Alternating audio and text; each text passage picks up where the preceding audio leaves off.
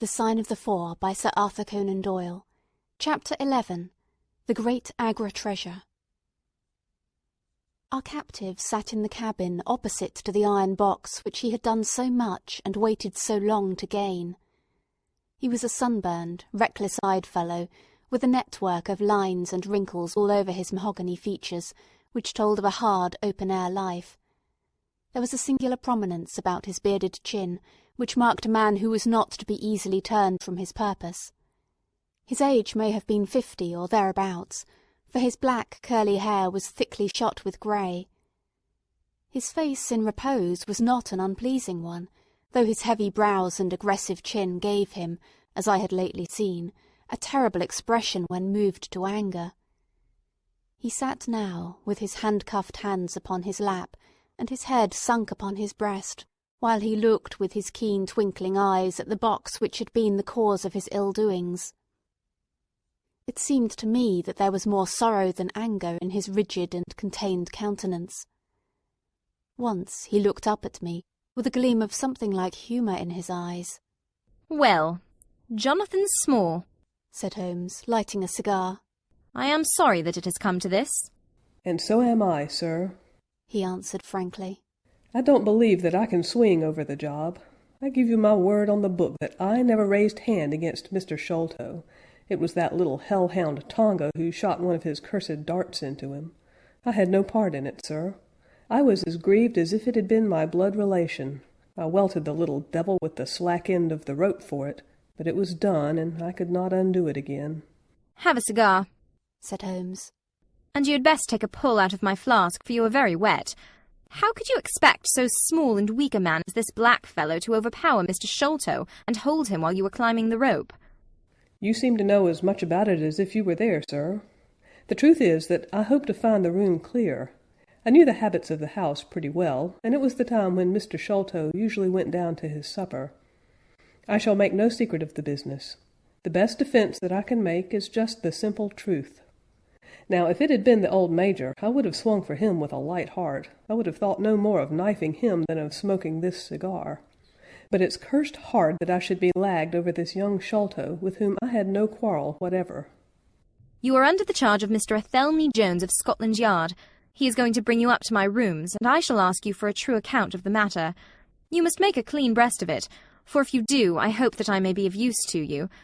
I think I can prove that the poison acts so quickly that the man was dead before ever you reached the room." "That he was, sir. I never got such a turn in my life as when I saw him grinning at me with his head on his shoulder as I climbed through the window. It fairly shook me, sir. I'd have half killed Tonga for it if he had not scrambled off.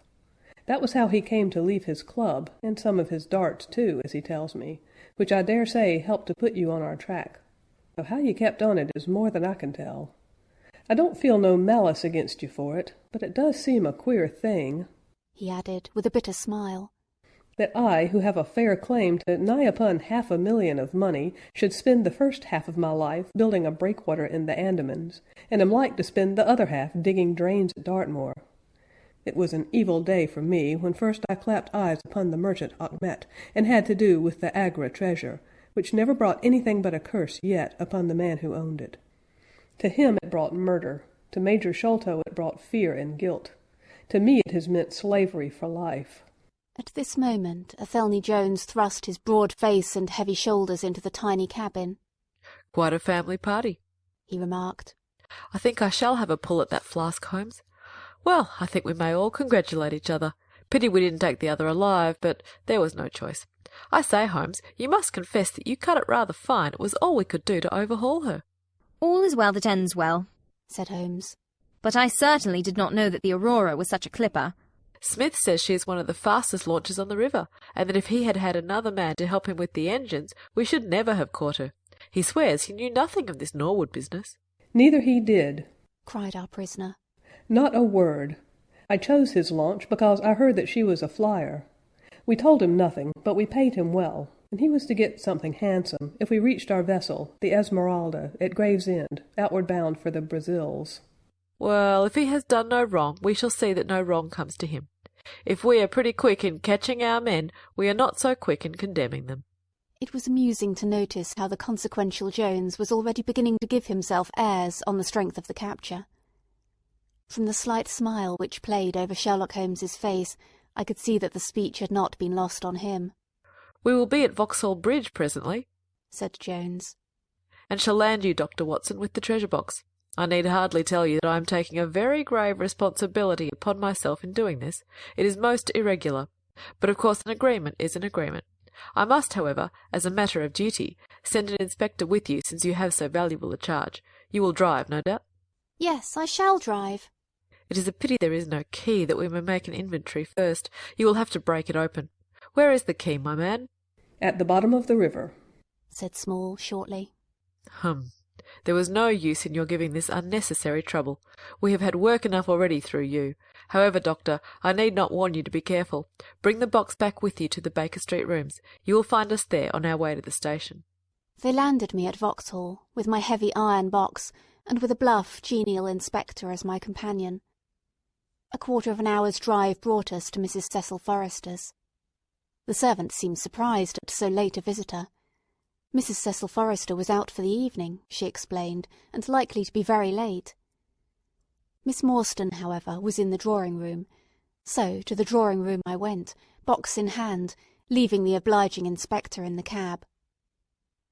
She was seated by the open window, dressed in some sort of white diaphanous material, with a little touch of scarlet at the neck and waist. The soft light of a shaded lamp fell upon her as she leaned back in the basket chair, playing over her sweet grave face, and tinting with a dull metallic sparkle the rich coils of her luxuriant hair. One white arm and hand drooped over the side of the chair, and her whole pose and figure spoke of an absorbing melancholy. At the sound of my footfall she sprang to her feet, however, and a bright flush of surprise and of pleasure coloured her pale cheeks. "I heard a cab drive up," she said. "I thought that Mrs. Forrester had come back very early, but I never dreamt that it might be you. What news have you brought me?" "I have brought something better than news," said I, putting down the box upon the table, and speaking jovially and boisterously, though my heart was heavy within me. "I have brought you something which is worth all the news in the world. I have brought you a fortune." She glanced at the iron box. "Is that the treasure, then?" she asked, coolly enough. "Yes, this is the great Agra treasure. Half of it is yours and half is Thaddeus Sholto's. You will have a couple of £100,000 each. Think of that! An annuity of £10,000. There will be few rich young ladies in England. Is it not glorious?" I think that I must have been rather overacting my delight, and that she detected a hollow ring in my congratulations, for I saw her eyebrows rise a little, and she glanced at me curiously. "If I have it," said she, "I owe it to you." "No, no," I answered. "Not to me, but to my friend Sherlock Holmes. With all the will in the world, I could never have followed up a clue which has taxed even his analytical genius. As it was, we very nearly lost it at the last moment."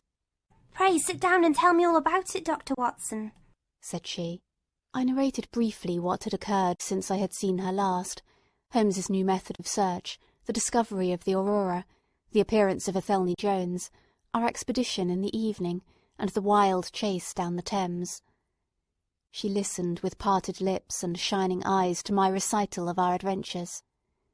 When I spoke of the dart which had so narrowly missed us, she turned so white that I feared that she was about to faint.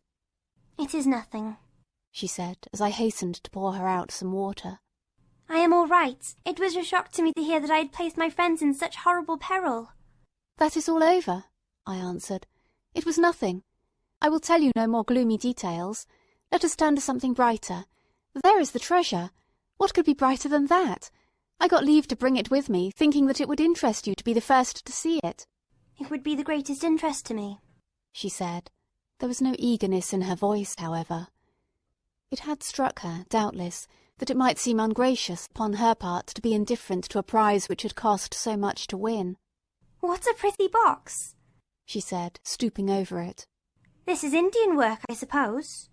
"Yes, it is Benares metalwork." "And so heavy," she exclaimed, trying to raise it. "The box alone must be of some value. Where's the key?" "Small threw it into the Thames," I answered. I must borrow Mrs. Forrester's poker."